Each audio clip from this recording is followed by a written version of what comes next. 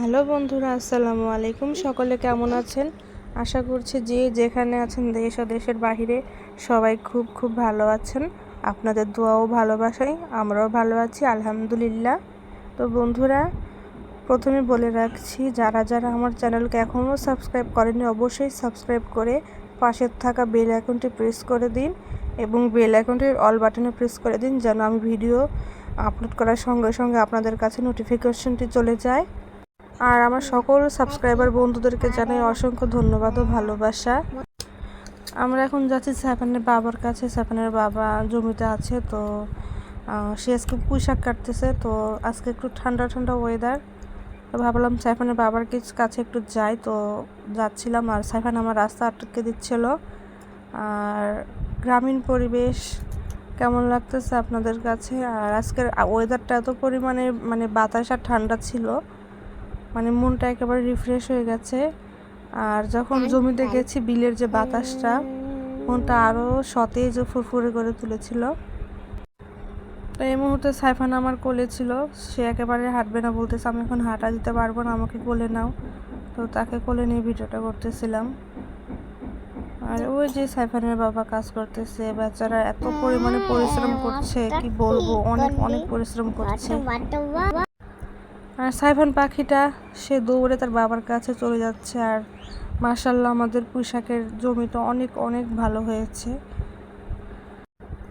এত সতেজ টাটকা সবজি, কি বলবো, দেখলে মনটা ভরে যায়। আর এটা হলো কাঁকরোল। এখন পুঁইশাকের পাশাপাশি কাঁকরোলও বিক্রি করতে পারছে। সাইফানকে যখন বললাম যে তোমার বাবার কাছে যাব, চলো যাই, তখন সে তার খেলা বাদ দিয়ে বলতেছে যে না, আমি এখন আমার বাবার কাছে যাবো, আমাকে নিয়ে যাও নিয়ে যাও। আর সে দেখেন কেমনভাবে গাছ টাছ কীভাবে কী করে যে পা দিবে ওটা দেখতেছে না, সে তার মতো করে দৌড়ে তার বাবার কাছে যাচ্ছে। সাইফানের বাবা কাজ করে, সাইফান ডান্স করে। আর এই তো সাইফানের বাবা পোশাকগুলো কেটে তার ডালিতে রেখে দিচ্ছে। আর এই যে দেখেন পরিবেশটা কি সুন্দর, একটু মেঘলা মেঘলা আকাশ ছিল, আর এগুলো পোশাকগুলো কেটে রেখেছে সে তার।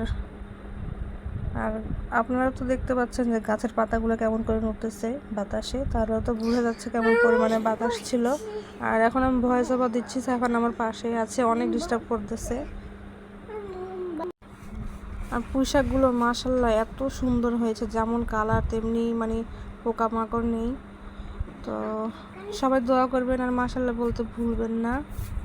অনেক অনেক কষ্টের ফসল এটা, যেহেতু সাইফানের বাবা দেশের বাইরে ছিল, কৃষি আবাদ করতো না, তো তার জন্য এটা অনেক পরিশ্রমের ব্যাপার।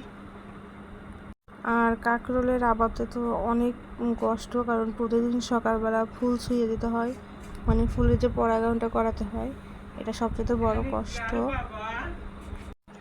কিন্তু ঘরে যদি টাকা আসে, ফসল উৎপাদন করে, সে ফসলের পিছনে খাটতেও খারাপ লাগে না।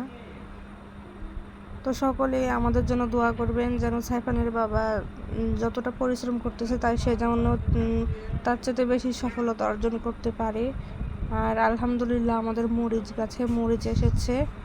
গাছগুলো প্রায় অনেকটা নষ্ট হয়ে গেছে। আরও অনেকগুলো গাছ আছে যে গাছগুলো ফুলে গেছে, অতিমাত্রায় খরার কারণে গাছগুলো ফুলে গেছে, নষ্ট হয়ে গেছে। তো কিছু কিছু গাছ আছে একটু ভালো, তো সেই গাছগুলোতে আস্তে আস্তে মরিচ আসা শুরু করতেছে। আর এই যে সাইফান মনের সুখে খেলা করতেছে। গ্রামের পরিবেশ যতটা সুন্দর, এখানে কাজ করাও অনেক কঠিন, কারণ এই আবাদ ফসল জমিতে ফসল ফলানো এতটা সহজ না, অনেক পরিশ্রম করতে হয়, অনেক শ্রম দিতে হয়, সকল কাজেই শ্রম দিতে হয়, পরিশ্রম ছাড়া তো কোনো কাজই করা যায় না। তো বন্ধুরা, আজকের ভিডিওটি কেমন লাগলো অবশ্যই কমেন্ট করে জানাবেন। তো এখন এই পোশাকগুলো সাইফানের বাবা বাসায় নিয়ে যাবে। আর এই যে দেখেন মাশাআল্লাহ অনেকগুলো চিচিঙ্গা হয়েছে। তো বন্ধুরা, দেখা হবে পরের ব্লগে। সবাই ভালো থাকবেন, সুস্থ থাকবেন, আল্লাহ হাফেজ।